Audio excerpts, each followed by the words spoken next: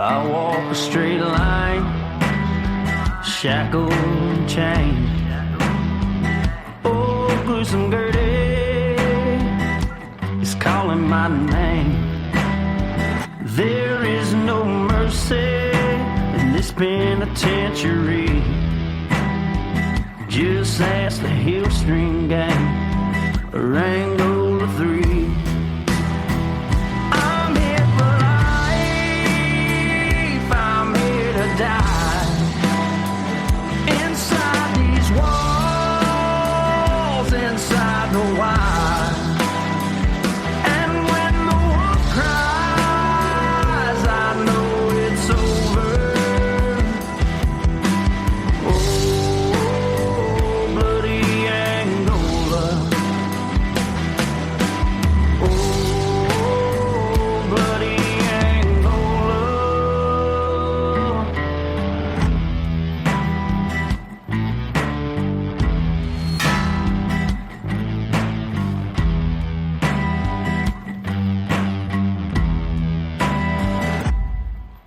Hey, everyone, and welcome to Bloody Angola, a podcast 142 years in the making. the complete story of America's bloodiest prison. And I'm Jim Chapman. I'm Woody Overton.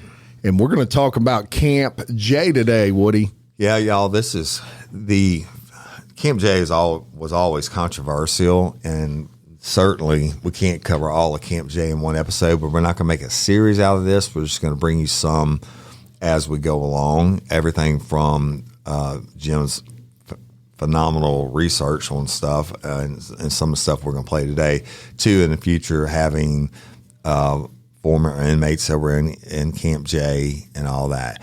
But let me tell you real quick about Camp J. If you go back on the history part, you remember when they closed the Red Hat cell block, they had to come up with a new area to house the worst of the worst, and that was Camp J. And if you're sitting there and you're wondering, what is the Red Hat cell block? Well, we covered that in, I believe it was season 2's opener of Bloody Angola. So one thing I'll make sure I do is link that in the description, because some of you this may be your first episode with Bloody Angola. So the Red Hat cell block, y'all, was notorious, and they ended up shutting it down. I mean, how bad does a fucking place have to be if you're going to shut it down, and when it's housing people that nobody cares about? But to get locked up in these places like the Red Hat before they shut it down, and then the new and improved Camp J when they opened it up, you have to be a real problem. Now, it doesn't matter what your crime is that you commit on the street. When you get to Angola, you get classified, and most convicts do their time in dormitories. But you get locked down at Camp J was a extended lockdown. CCR, closed cell restricted. Cell block. But to get locked up there, you didn't just get in a fist fight with another inmate. That's a regular working cell block or admin seg thing. You had to either attack a guard with weapons, not just a fist fight. Weapons could be feces or urine also, or get caught smuggling drugs in, or escape, or try to escape. Rape. Yeah. You get caught raping somebody. I mean, it was you had to do something so bad that they wanted to lock you away from the rest of the prison population. Think about it as a prison inside a prison. So one of the questions you may have had was, well, you're already in prison. What else can they do to you? Well, they have to have a place they can send you that is even worse than the situation you're already in. You're already in jail. Right. You're already being told when to shit, when to eat, all those sorts of things. So what can they do to you outside of that? And CCR units or lockdowns or whatever you want to call it, Camp J was the place that you went to when you broke the rules in prison. The worst rules. Yes. Like killed somebody or whatever. Shame. Now, when you get jugged them up. When you get killed them good. Killed them good. When you get sent to Camp J, you have to do 90 days before you come up for a review to be released back in the general population. Now, that's 90 days without a low court or a high court write-up, okay? And that means no rule infractions. So if you're back there on your first day, and most of them do, and you fuck up, you do something wrong, guess what happens?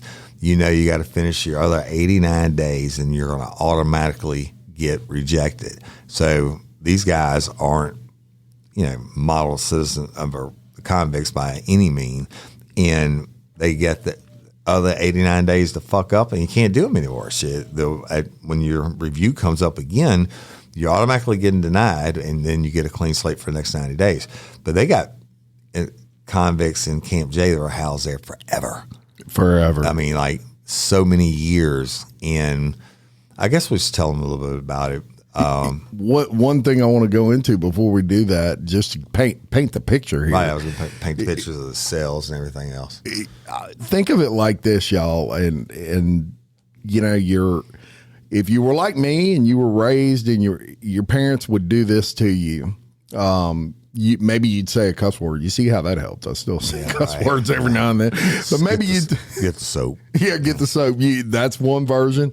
But a lot of parents would say, go in the corner, put your nose in the corner, and stand there till I tell you to come out. My dad just beat my ass with a leather belt from Mexico, which said Mexico and had dove imprints on it. He used to leave them on me.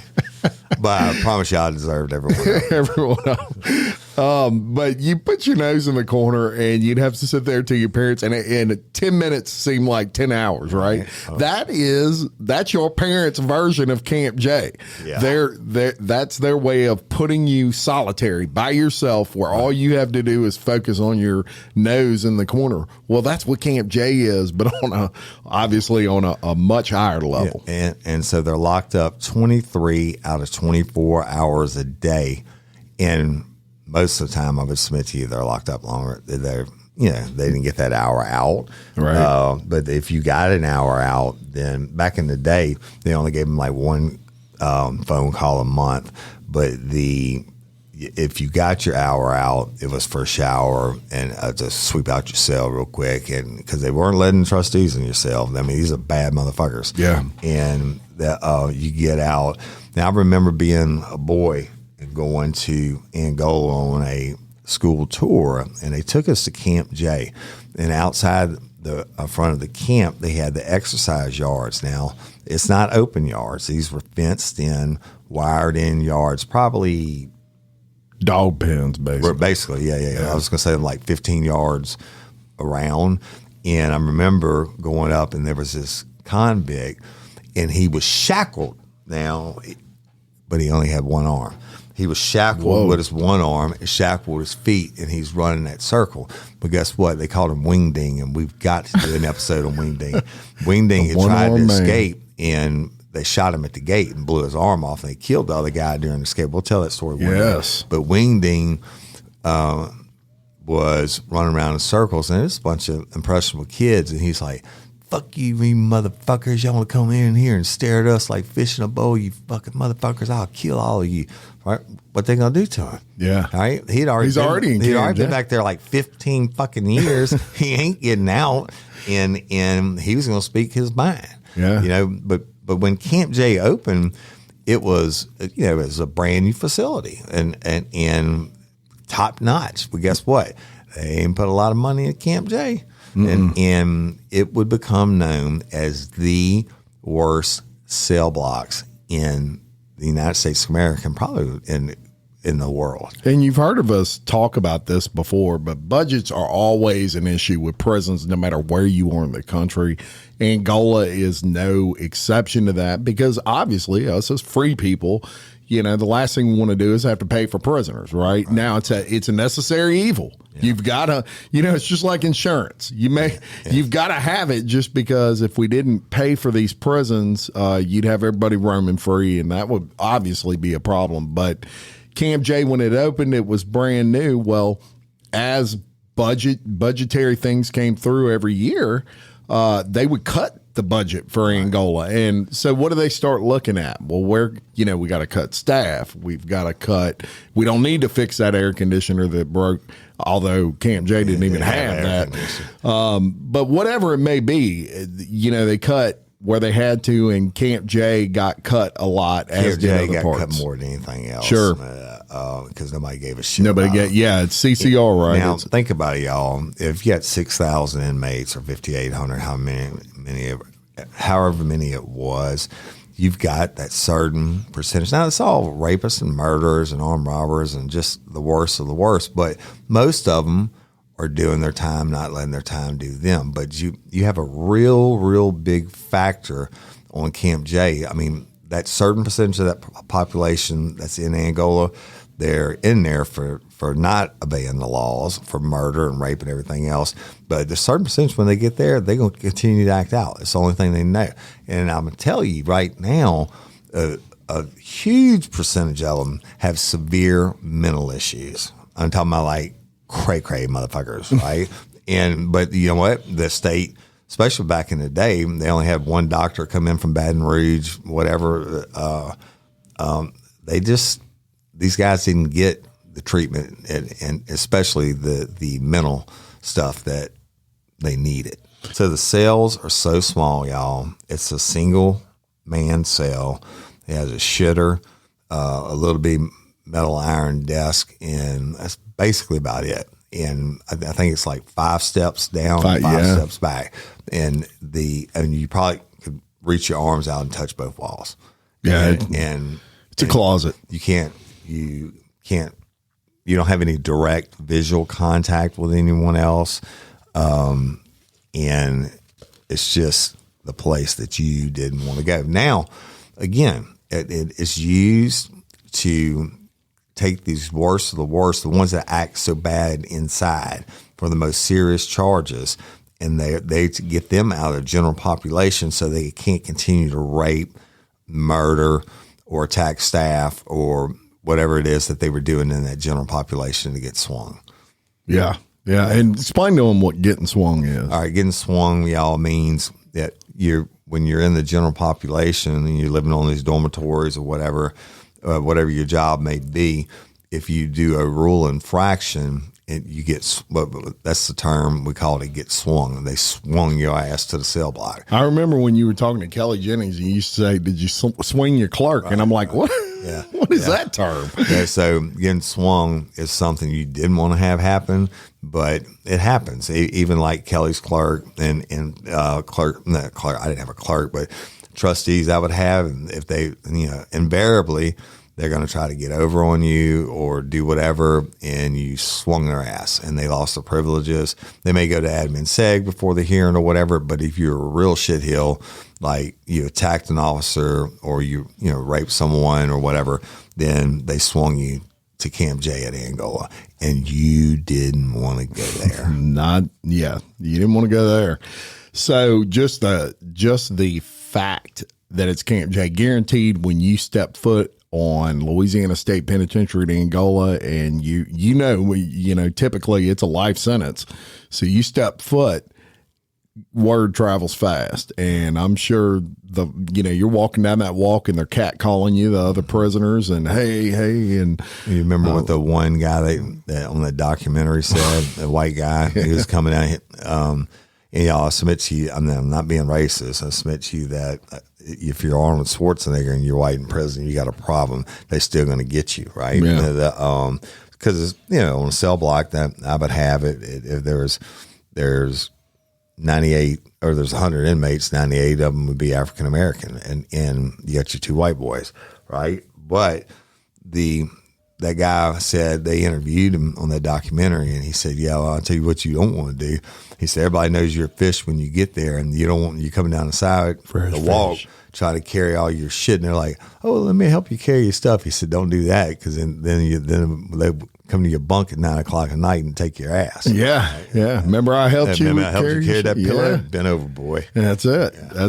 That's life. That's real life there. And so Kiana Calloway, who appeared on P2P podcast, which is penitentiaries to penthouses, and they're friends of our show.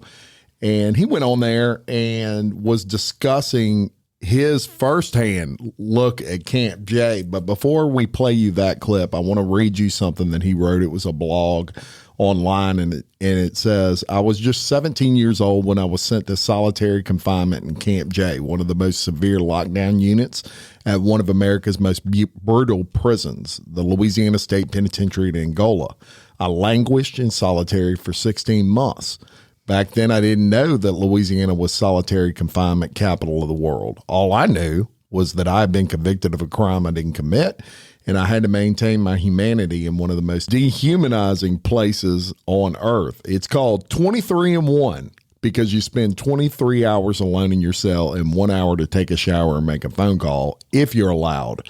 There's no education programs. You're stuck in your cell with just the voices in your own head and the cries of men who have already gone mad. Most of the other people in my unit were suffering from mental illness. I remember how they would ram their heads into bars, play with their own defecation, or throw urine or feces. Getting gas. Yeah, getting gas. The hardest part of living in solitary is trying not to lose hope. Remember that word, hope? We say it all the time. Each morning that I woke up in solitary, I would quote the same serenity prayer. Remember my father reciting when I was young, grant me the serenity to accept the things I cannot change, the courage to change the things I can, and the wisdom to know the difference. The consequences are devastating. It's been 22 years since my time in solitary and 8 years since my release from prison, but I still have flashbacks and nightmares. Even when I'm with someone else, I can find myself secluded in my own mind. I call it being psychologically incarcerated. I'm learning to identify and deal with it, but I am still not normal. That's what Camp J was doing to people. So before we go any further, I want y'all to listen to this clip. This was directly taken from the P2P podcast show. You're going to hear a story that absolutely blew my mind that Kiana told on that podcast. So it's right here. I spent 18 months in one of the most dehumanizing places that ever could been created for a human being, and that was Camp J. Okay. Angola, Louisiana. Angola, Louisiana, the farm, right? Yes. So, Cooler one right, cell 11. They got cell 10. Cell 11 was the last cell. They had a guy named Money that slept on side of me for 10 months. Every morning he woke up singing, "It's been a long time coming." Money name was Alpha Baker. Okay. Money was when I went to Camp J, Money had been in Camp J for like 14 years at this time. Wow. He got caught in up cell block? in that same cell. Wow. In that same cell. That's why I fight for solitary confinement today. Yeah. I was in Camp J, right? The man would come down, shift change, 6 and 6. We know shift change. 6 o'clock man come down. Who won't use the phone? Friday. What's on Friday? Chicken. Exactly. Who won't use the phone? Everybody hands coming out the bar. Right. Okay, let me get them plates. How many people not getting the chicken plate? I didn't talk. Listen, I didn't talk to my mom. This is the guard? This is the guard. He's trying to eat. He getting chicken so he could swing it on the other side of the till. You have to make They got executive Joe's. decision. They got Joe's around the corner. Yeah. So, it's a whole situation here. You only get one phone call every 30 days in Camp J at this time. Really? They was coming through the walls. Breaking center blocks. Coming through the walls, busting through the walls. Yes. Who Inmates. Huh. Yeah. Are the inmates? They could bust through the walls. They come get you? Yes. Oh, wow. Yes. If they want you, they coming through the walls. I'm talking about there's so many times that they had to replaster the center blocks. So they just go and get malls and coming through? Coming through malls. No. How they getting through? Talking about You can use, you can use fingernail clippers. Oh, clippers. you talking about sitting on side? You talking about the guy on the side of you? So in 1998 they took the block, in the working, in the cell block they have the flap doors where you put your stuff in there. Yep. You take that up out of there and you can go through the wall. Yes. No shit. Yeah, you can go through the wall. So dudes was getting jugged up? Going through the wall. Getting raped. Listen at me. Going through the wall. Going Listen through the at wall. me. Wow, man. Man, listen, man, that is a world inside of a world, man. So that was crazy to say the least, Woody. Busting through cell cinder block to get in the other. By the time Kiana was there, they certainly Camp J was known for not being maintained, right? They would do patches here and there and stuff like that, but the walls were rotting, the cinder block and everything else. And if you're down 23-1, which I'm telling you is a lot more than that, I can assure you, and you're crazy or you're just a bad guy and you want to rape somebody or kill somebody, you just bust a fucking hole in the wall. Just bust off. Bust the whole wall. I'm coming to get you. Yeah, and they would rape. They would go in the next cell and rape people. Some of these guys have been in that same cell for years, and you're supposed to, the rules say no more than like 3 months or something like that. Well, they've come up for the review in 3 months, but if they can't get out, they're not trying to rush them out. You know what I mean? Yeah, because they're gonna depends on what you did. They're going to go. Actually, the correctional officers are trying to protect the other convicts and correctional officers from these people from whatever they did to get back in Camp J. Now, Camp J, y'all, the mental illness factor is a real deal. I'm talking about severe mental illness. And you think about this, I believe the stat is something like you can go insane after like 5 days in solitary confinement. They've proven that. Not everybody does. Sometimes it takes longer and what have you. But you go back there and you go insane, you ain't worried about the fucking rule. You're going to be back there forever, like this guy that was in the cell block, in the cell next to him, been back there 14 years and woke up singing every morning, right? Every morning. But they also, right before Camp J closed, they were averaging 1 suicide a day.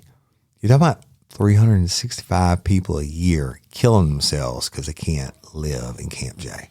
Yeah, that's absolutely insane. Now, one question you may have is, what is it like from a correctional officer perspective? Because if it's bad for the convicts, are the correctional officers is just another day at work? You better believe it ain't. Let me tell you this: I ran the largest rec room when I first started out at Dixon Correctional Institute, and Burl Kane was my warden. And I had a convict. I told him, gave him direct verbal order, which is a real deal, to catch his dorm, because he was standing in the back of the thing, and he was like, "Fuck you," and he walked out into the yard, knowing that I couldn't go. And so I told the captain about it, and he said, "The next time that happens, you use whatever force you got to bring the situation under control." Well, it was a Sunday night.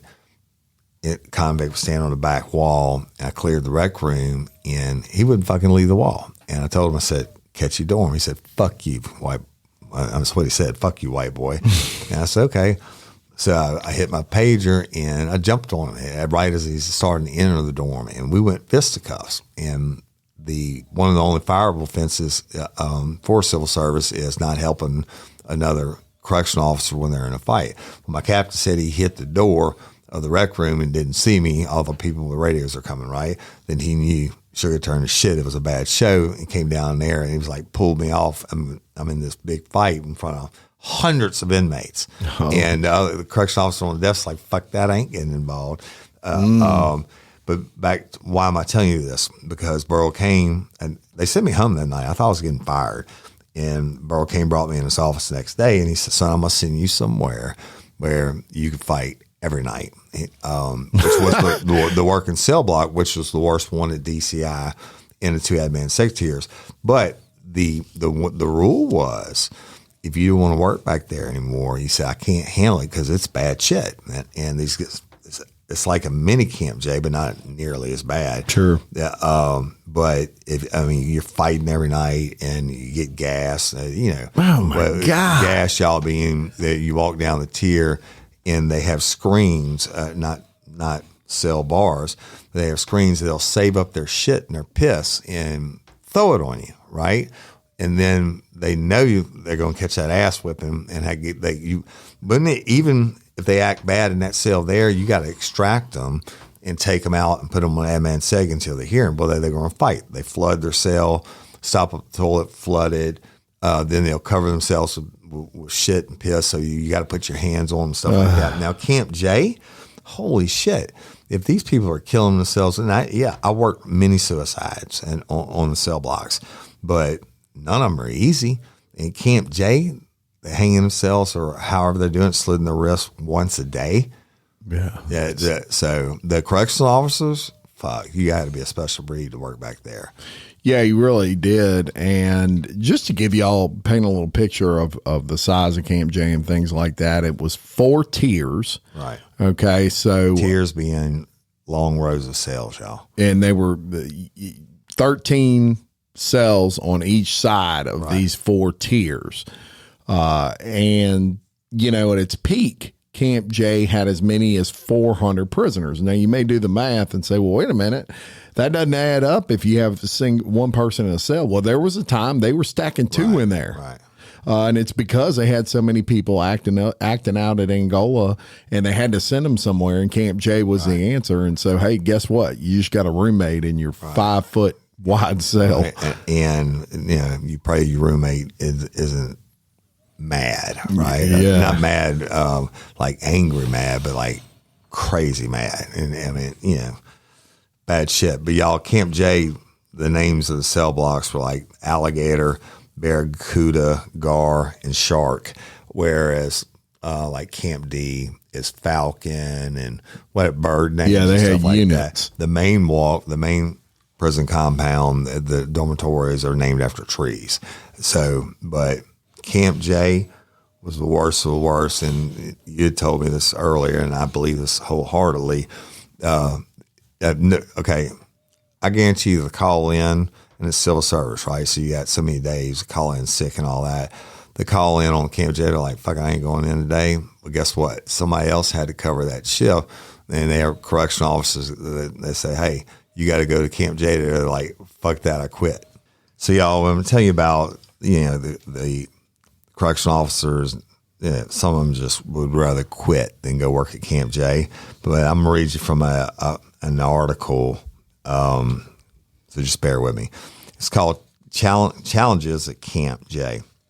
Camp J became infamous among officers and offenders alike, a spot where conditions were harsh and where severe mental health issues became commonplace. In a letter, Angola Warden Daryl Benoit wrote to LeBlanc, y'all, that would be Secretary LeBlanc, who's over the Department of Corrections, in July of 2017, advocating for its closure.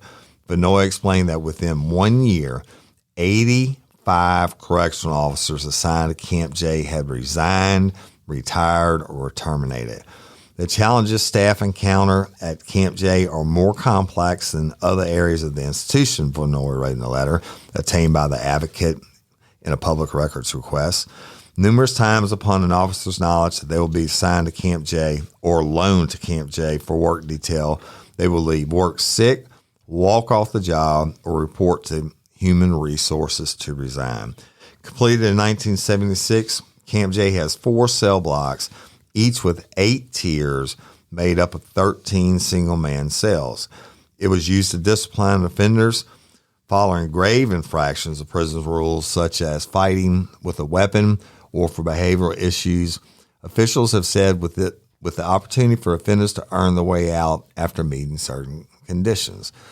Benoit wrote that the locks for the cells in Camp J had recently begun malfunctioning, sometimes opening on their own, and offenders had figured out ways to jam the cell doors, often with toothpaste caps or buttons, circumventing security checks by making unlocked cells appear closed.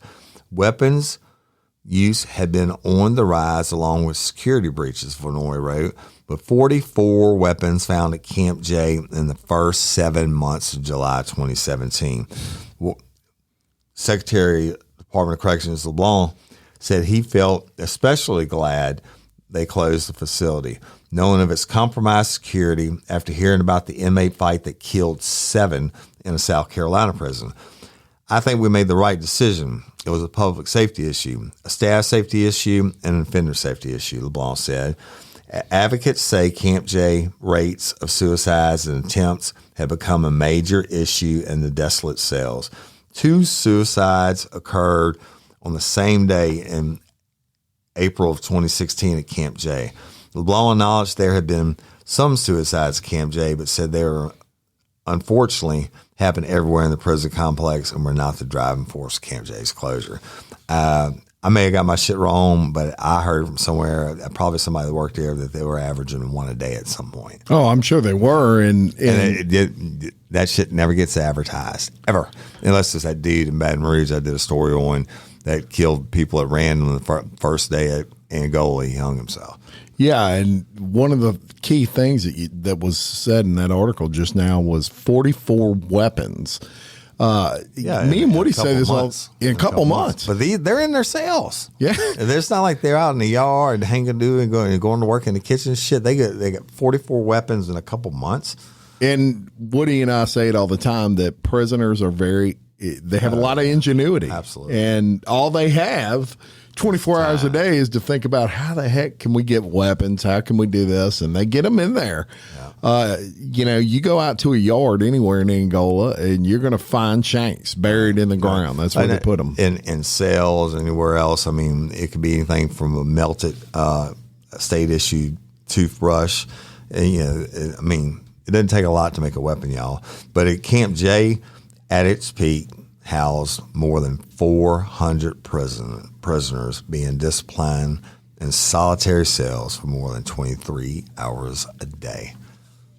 Yeah. So imagine that you get out, and that's if you got out. I submit to you that Kiana said that a lot of times they wouldn't let you out. Yeah, they never get out. Oh, we forgot. Yeah, we forgot to. Right.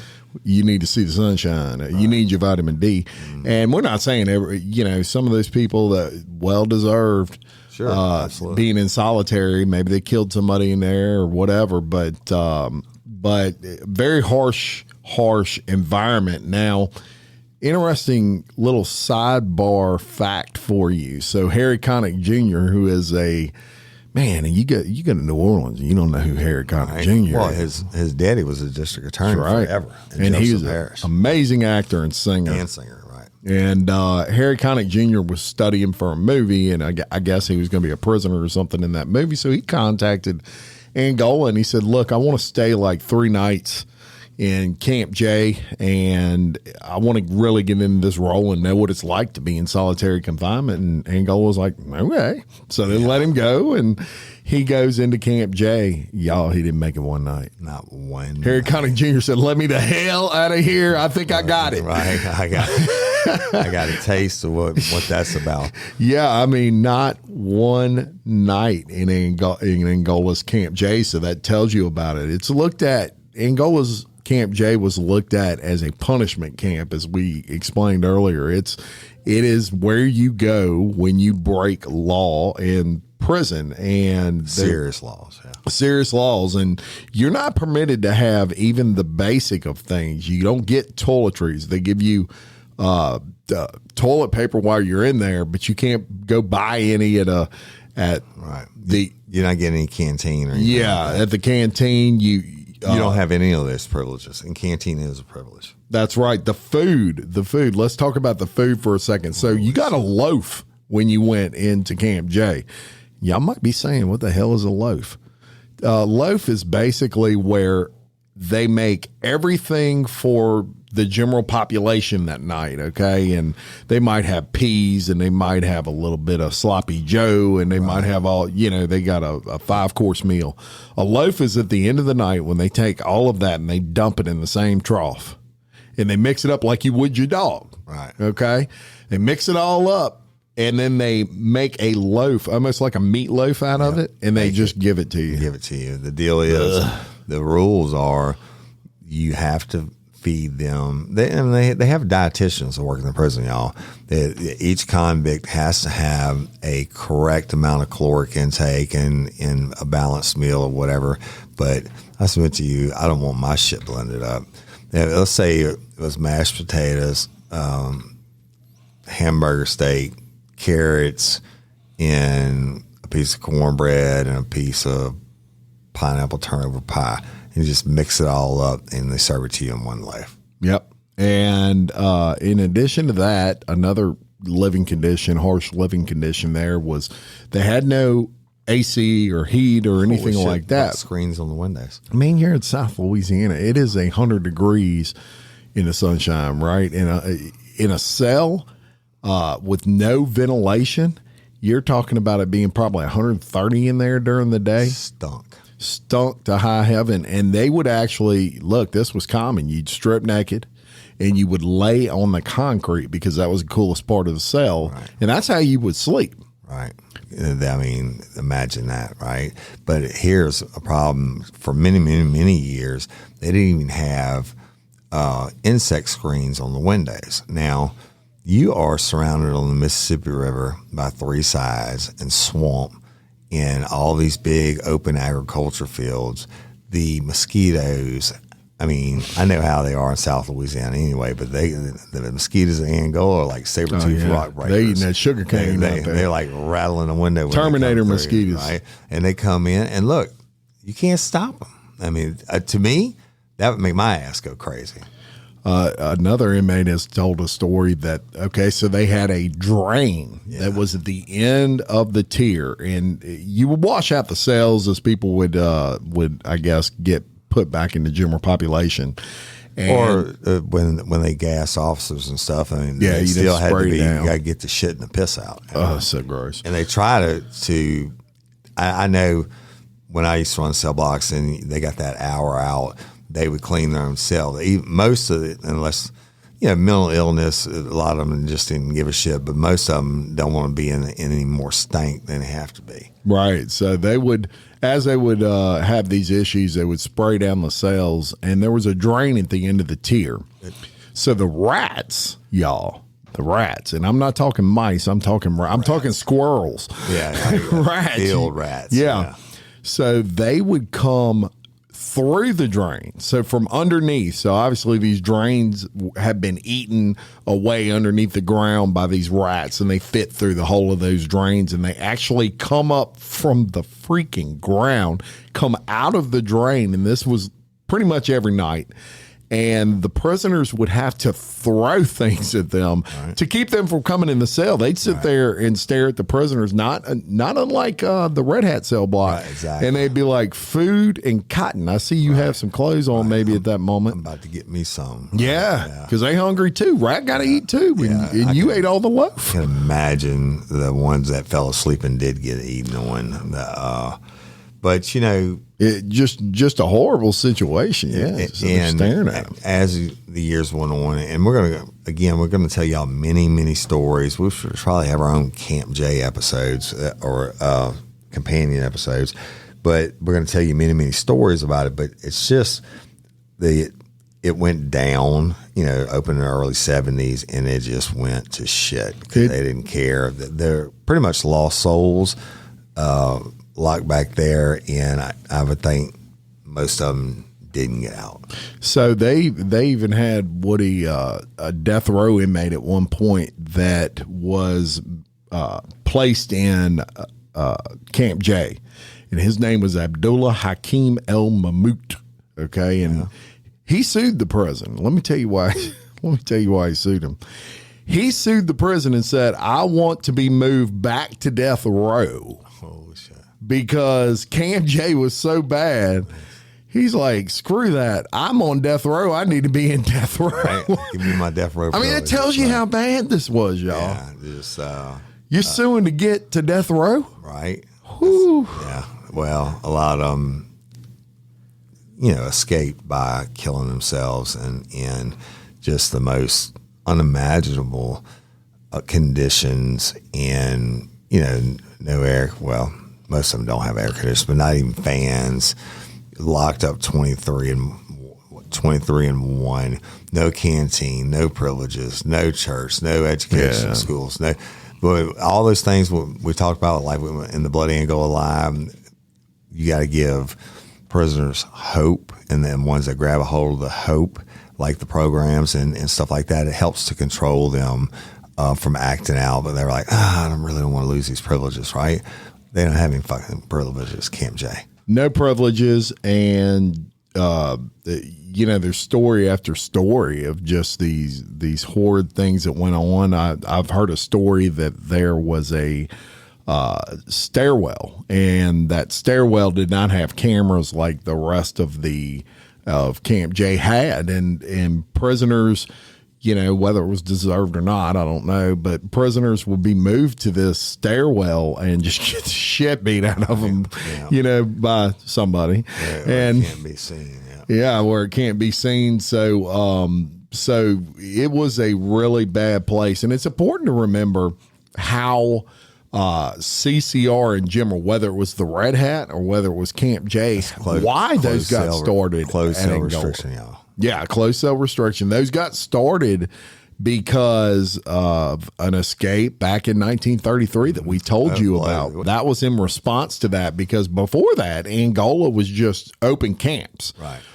They actually had one little, picture of jail cell at a city hall. They had one little jail cell in each camp, and that jail cell was where the guy that basically was bad went. But after that escape, they're like, we need to build a whole freaking facility. They built the Red Hat, of course, the Red Hat, notorious, and got closed and made way for Camp J. But you got to remember again that the Department of Corrections' job is not to punish inmates for their crimes on the outside. Their job is to house the inmates while they're serving their term and to protect them from other inmates or protect you, John Q. Public, from these convicts escaping.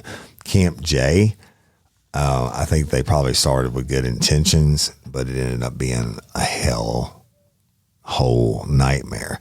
Now, they actually had Camp J was 4 buildings.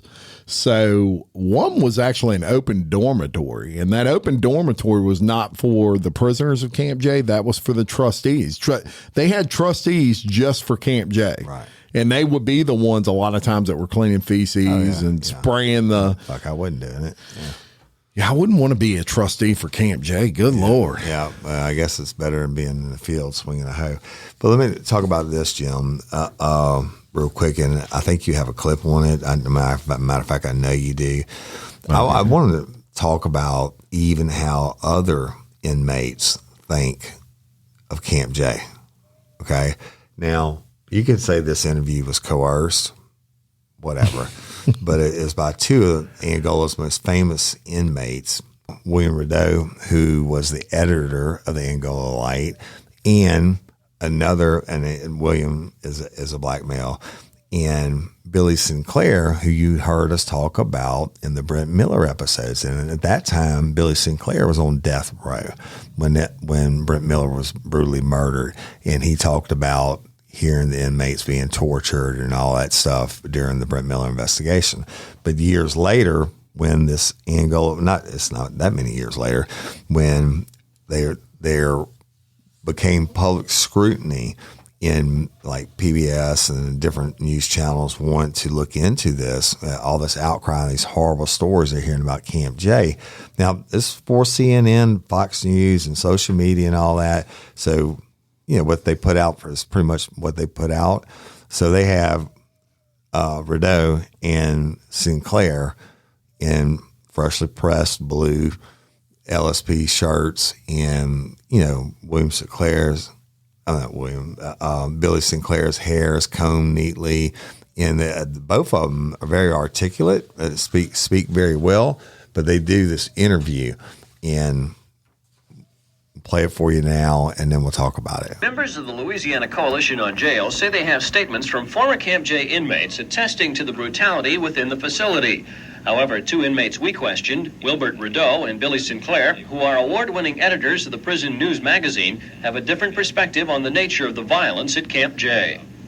Look, prison is a very physical and criminal world. I mean, and I'm not just talking about Angola, San Quentin, Attica, anywhere. That is prison. And a lot of, you're going to find you're going to find violence, you're going to find force, you're going to find criminality in it. And I mean, that is the way of the world. That's the way it is. The reign of terror is definitely an over-exaggeration. It's a play on words. It's to capture media attention, what have you. The reign of terror would be the situation that you would have if you did not have Camp J. Camp J is necessary to prevent having a reign of terror. But the way I look at Camp J is like this. You've got all these prisoners who go into prison. When you walk through that gate, you've got a choice. You can end up living in population like everybody else. We live in population. You've got thousands of people live together. On the other hand, you can end up in a cell. Now, you've got thousands of people who've never seen Camp J. They've never been in it. Those who are in it, they had a choice. Apparently, they made the wrong choice. I'm sure they're a victim of circumstances every now and then, because you have that in any system. No system is 100% correct. What Camp J does in places like Camp J is it permits the penal administrators to remove that segment of prison population which wants wholesale narcotic distribution, which wants wholesale protection rackets, which wants wholesale homosexual slavery.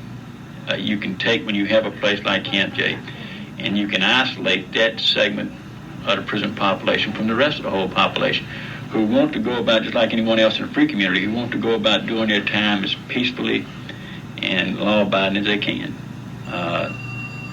Primary focus now is being dealt with Camp J and the alleged brutality that's being inflicted upon the inmates at Camp J. We sort of seem to be confusing our priorities. The guys who got to Camp J and those people who are there, no one is focused upon why they're there.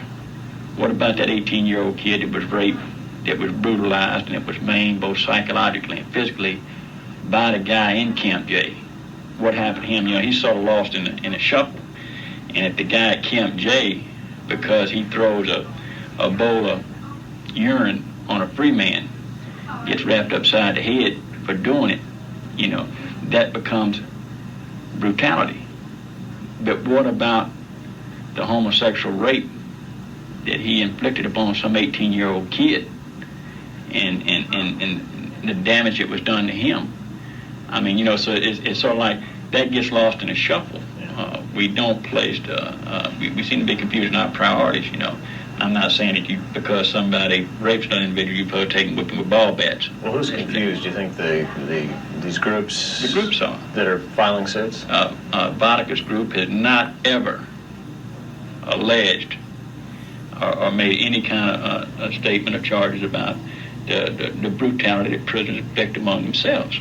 And even now, when you have the jail rapes, or when you have the gang rapes, or when you have the narcotic traffic, the whole bit, the reform groups are not interested in that. They're not interested in what prisoners are doing to themselves and ways of stopping that. The only thing that penal administrators can do is to try to stop it, and if they have to, stop it physically, because their job is to maintain control. Now when they go too far in maintaining this control, then the reform groups want to jump up and say that they're imposing a reign of terror. So you just heard it from two guys who were they swayed maybe by the powers that be to do this, maybe. But the deal is, the truth of the matter is that I guarantee you they slept a little bit easier tonight knowing that these ones are back in Camp J for the gang rape of the 18-year-old and all that. They, even the convicts that were doing their time and not letting their time do them, they didn't want these fuckers around. They were a security risk also to them. Right. And made hard time harder on them. That's right. You say it all the time. People do their time and they let the time do them. Right. And there's a difference between convicts and inmates. Yeah. And that being y'all, and inmates, your fresh fish to the young guys that come in, always getting in fights and dealing with drugs and doing the different things. Convicts, I mean, you're going to die at Angola. The hope one day that you can get a better trustee position and more privileges and stuff like that. Those are convicts. They don't want people to break the rules. They don't want to draw attention and have any of their small privileges taken away. No, they don't. And I think it's important you've heard Woody use some terms on here like working cell blocks. So I wanted to define some of the different terms that you may have heard, and you're like, what's that? So extended lockdown, for example, y'all, that's a single person cell. Just Camp J would be considered extended lockdown. A working cell block is basically where the inmates or the convicts leave every day. They go out into the fields and they work. Yeah, and usually they have two to a cell there, but they still have to commit such a violent crime or such an outrageous crime. Same crimes that you would do to get sent to Camp J, but the working cell blocks, they would do that 90 day without a write-up, but they would send them out into the fields every day, not for long, y'all, because by the time you fed them up for breakfast and they came and marched them out in the field, it was lunchtime, and then, they brought them back, and but they got out to work. And for them, that's a good deal. Camp J, you didn't have a job. So it was segregated, but it was a working cell block. And then you had other maximum security, and that's segregated for more administrative purposes. Yeah, well, if you just get in a fist fight with Joe Blow and you get arrested, or even while you're waiting for your these court dates, I'm talking about y'all are inside the prison. When you're waiting for your court date, you go, if you get swung, you go to admin seg first, administrative segregation. You're handcuffed, you're put in a cell until you have your trial outcome. When you have your trial outcome, they'll say, send them to Camp J or send them to a working cell block. Now, if you go to a working cell block and you fuck up again, you rape somebody or you gas a guard or whatever, you going to Camp J. That's right. And then you also have protective custody. And that would be, for example, we'll use Denny Perkins. Okay. Yeah, that's segregated housing for offenders determined to need special protection. Whether you're a chomo like Denny. You're a church leader that molested kids. Or you're a cop that came in or what to prison or whatever. And then you have death row. And, of course, that's the highest security single-person cells. So you get a death row. Definitely you're not going to have two inmates in the same cell on death row. Yeah. That is the highest, most secure part of prison. That's where all your folks sentenced to death are going. For capital punishment. But even the guy, I can't remember his long ass name that you said, but even he got sent to Camp J from death row. I guess he was doing whatever, gas and guards or COs or whatever. He was like, fuck that, send me back to death row. Yeah.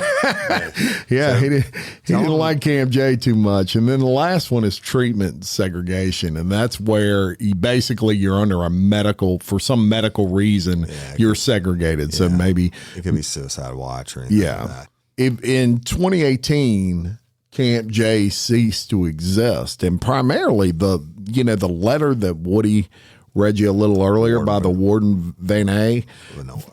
That started that process. Definitely, the state looked at that. This is coming from the warden of the prison, and they said, "Wow, maybe we have a problem." And then you've got people like Kiana who come, tell stories of inmates busting through walls like the Kool-Aid Man and raping other people. And that's real shit, y'all. He ain't making that up. Right. They were busting through the walls. Every night you go to sleep, you have to worry about somebody breaking through the wall.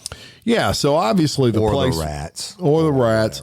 So from a physical standpoint of the cell block itself, they had a problem. The second issue was it was completely overhoused. It was 3 times the population that it should have had in there. And that was because a lot of people were acting up and they didn't know what to do with them. So eventually they ran out of beds and they were just, hey, if you shanked a guy, we don't have nowhere to put you. You're going to have to stay here in G-pop. And that caused a problem. Good luck. Yeah, good luck. So from a physical standpoint, it definitely, if not a closure, it needed to be remodeled to say the least. But even on top of that, the conditions from a humane standpoint were a problem. I mean, I'm like, if you ask me, fuck you. But I don't think anybody should have had to live like that.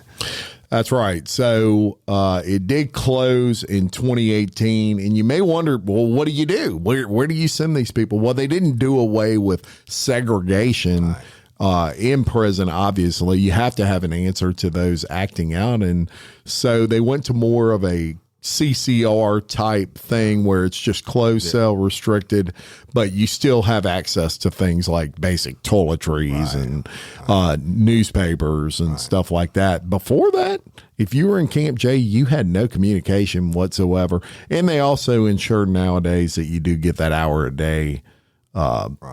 You know, and you're not exercising at the park, y'all. I mean, it's a little around a dog cage. little dog cage, but I mean, it's something. Right, yeah. Keep you from going absolutely insane. Yeah. Well, I mean, I suspect some convicts are more susceptible to going insane regardless, but either way, that's our Some first. are already insane. That's our first story on Camp J. The ones in the future we're going to bring y'all some murder stories, some attempted escape stories, anything you can imagine, and we'll bring them from the people who were there.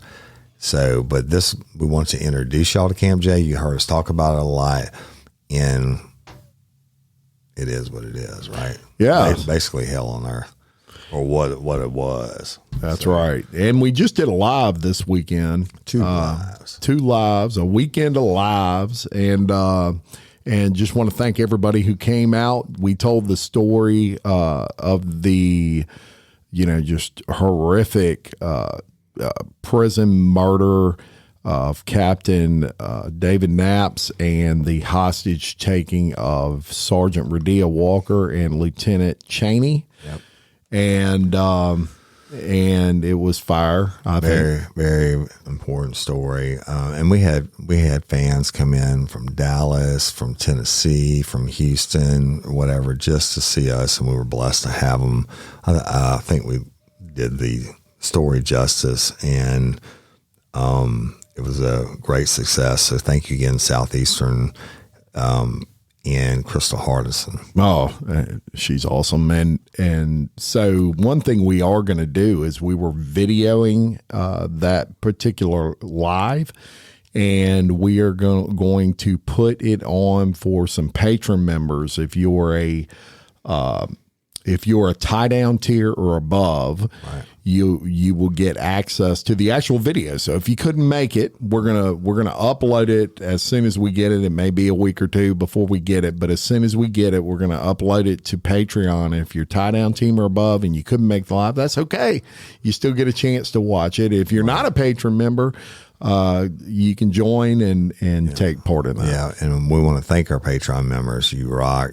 Help make the show go, and we're doing 3 Tell me about now. it. Yeah. So we appreciate and love each and every one of y'all. Thank you so much. Continue to like and share, and leave us a review if you're so inclined. And just can't thank you enough. And look, one more thing. Speaking of lives, there's Crew Bash coming up on the real life real crime side of things. That's right. That's February 3rd and 4th. 3rd is a VIP event. You can go to eventbrite.com, get your tickets. Also, Saturday night, it's split up, y'all. If you just want to go Friday night, there's a price for that. If you want to go Friday and Saturday night, that's the VIP package. You just want to go Saturday night, that's another ticket for that. But go get them, because they're not going to be there forever. And we're only a couple weeks away. And LOPA, Louisiana Organ Procurement Agency, which Jim Chapman and Local Leaders of Podcasts are one of the many donors that have donated to our raffle. We have $50,000 in prizes, something like that. Crazy. It's $15 for one ticket, $10 for $100 for a book of 10. Get it? We're trying to raise money like we do every year for LOPA, and so appreciate if y'all go check that out anywhere on social media, etc. Yes. Beautiful organization. All right. Yeah. Great people. Hey, be a hero. Louisiana Organ Procurement Agency. Be an organ donor. I'm Jim Chapman. I'm Woody Overton. Your host of Bloody Angola, a podcast 142 years in the making. The complete story of America's bloodiest prison. Peace. Bloody Angola is an Envision podcast production in partnership with Workhouse Connect. Music produced and composed by Alfie DeRuin in Studio 433 with vocals by Thomas Kane. Created and hosted by Jim Chapman and Woody Overton.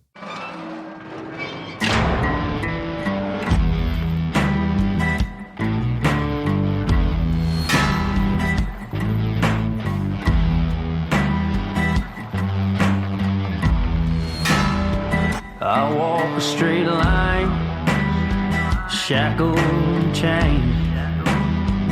Oh, gruesome Gertie is calling my name. There is no mercy in this penitentiary. Just ask the Hill String Gang or